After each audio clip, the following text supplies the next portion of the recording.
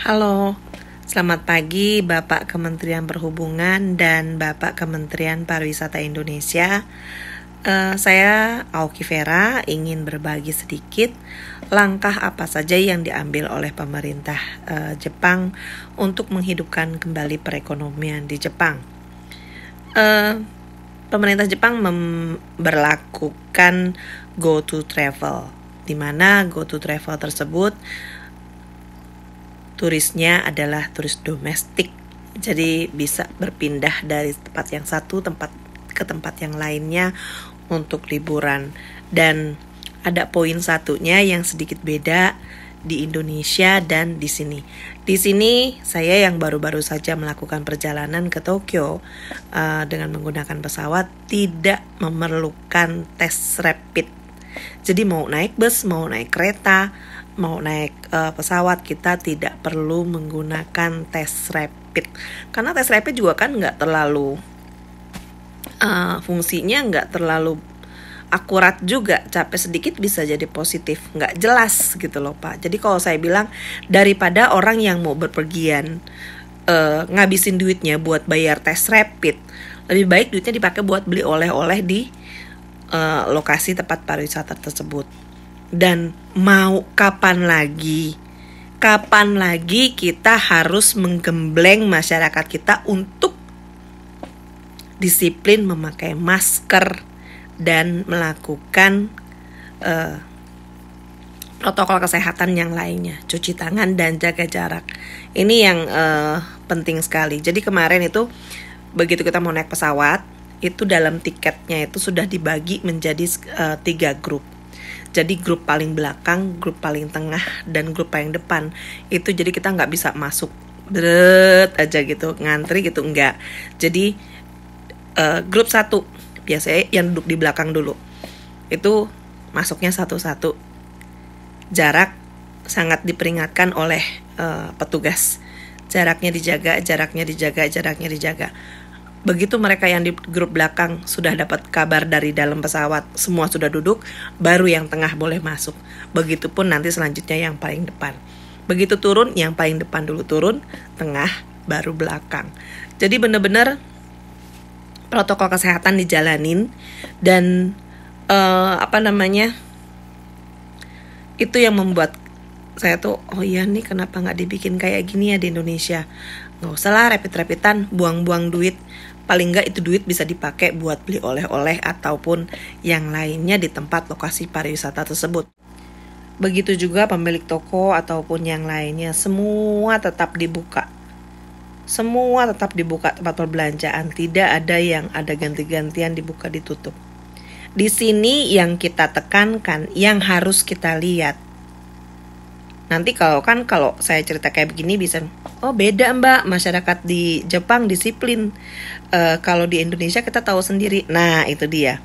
Kapan lagi kita gembleng masyarakat kita untuk disiplin dan bisa jaga kebersihan.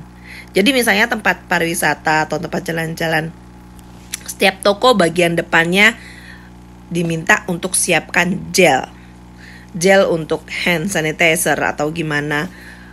Sebelum masuk toko suhu badannya dicek. Seperti itu yang ada saya lihat kemarin. Saya bolak-balik ke sana sini di Tokyo, mau masuk ke restoran, mau masuk ke tempat belanja, suhu badan kita dicek dan hand sanitizer baru kita boleh masuk ke dalam. Seperti itu. Dan masker tentu saja tidak boleh dicopot. Ini yang utama kita harus jalankan. Disiplinkan masyarakatnya, bukan dengan cara tutup sana tutup sini, tes rapid sana sini, yang akhirnya bikin orang malas jalan, bikin perekonomian gak gerak di sana sini karena harus bergiliran untuk buka toko. Kalau kita gak disiplinkan masyarakatnya, mau kapan lagi?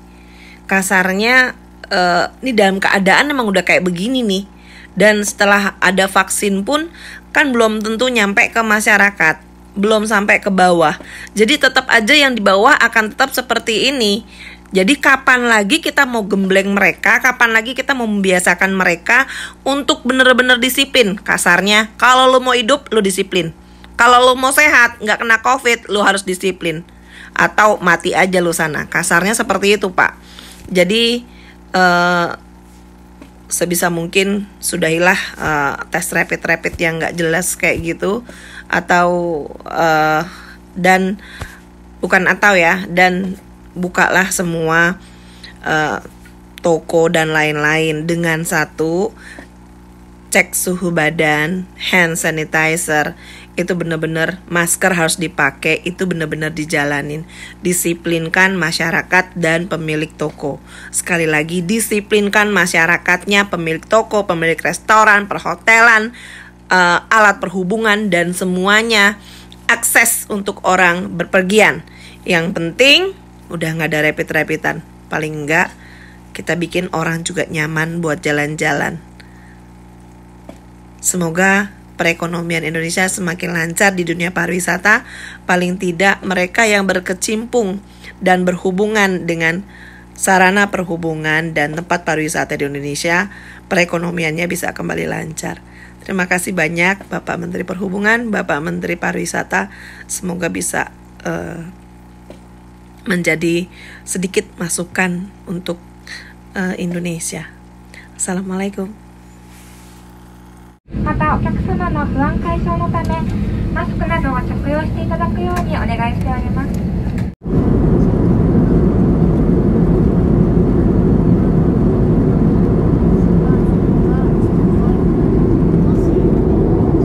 ご搭乗の皆様こんにちは。送信請求に失礼いたします。旅に